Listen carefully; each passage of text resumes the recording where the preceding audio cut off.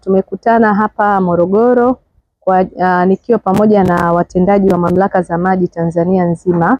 Tumeweza kukumbushana mambo mbalimbali ya kuhakikisha wakurugenzi wanaenda kuwasimamia watumishi wanaohudumia sekta ya maji vyema.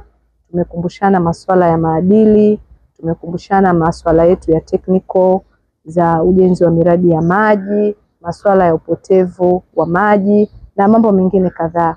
Kwa hiyo kwa ujumla ni kwamba kikao hiki ni kwa ajili ya kukumbushana na kwenda kuimarisha swala zima la utendaji na utoaji wa huduma bora za maji safi na salama katika mamlaka zetu za maji nchini Tanzania. Tunafanya tafakari ya pamoja ambayo sasa hii itaenda kutatua changamoto mbalimbali na maelekezo ambayo Katibu Mkuu ametupatia.